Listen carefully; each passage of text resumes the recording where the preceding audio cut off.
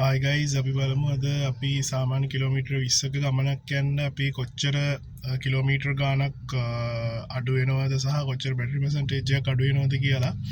එතකොට අපි ඇත්තටම දැන් අද ගමන් කරන්නේ රත්නපුර ඉඳලා නිවිතිගලට කිලෝමීටර් 20ක වගේ ජර්නි එකක් තියෙනවා මෙතන ඉඳලා අපි ගෙදරට යන්න. එතකොට අපි බලමු දැන් තියෙන කිලෝමීටර් 273ක් මට යන්න පුළුවන්.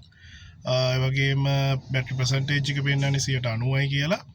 අපි බලමු ජර්නි එකේ යන්න ගමන යන්න අපිට කොච්චර බැටරි ප්‍රමාණයක් වැය වෙයිද සහ කිලෝමීටර් ප්‍රමාණය කොච්චර අඩු වෙයිද කියලා.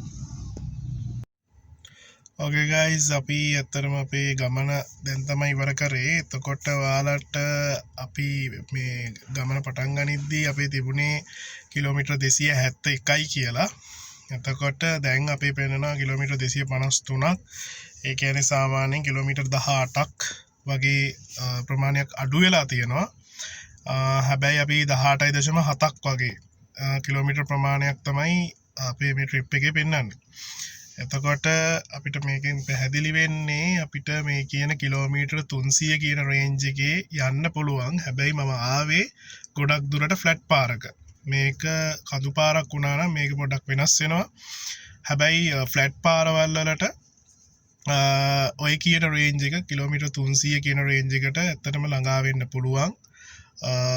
සහ මම පොඩක් එනකොට ටිකක් ස්ලෝ තමයි ආවේ. දැන් වෙලාව මම පටන් ගනිද්දි 8:41ට තමයි පටන් ගත්තේ. දැන් වෙලාව 9:25යි. පොඩ්ඩක් මම වෙලාව අරගෙන ආවේ ට්‍රැෆික් එකක් එහෙමත් තිබ්බ පොඩි. එතකොට අපිට මේකෙන් ගන්න පුළුවන් දේ තමයි මේ කියන රේන්ජ් එකට කිලෝමීටර් 300 කියන රේන්ජ් එකට ෆ්ලැට් පාරවල් වලට මේක ඉෆෙක්ටිව්ලි වැඩ කරනවා කියන එක. හරි අපි තව වීඩියෝ එකකින් හම්බ වෙමු.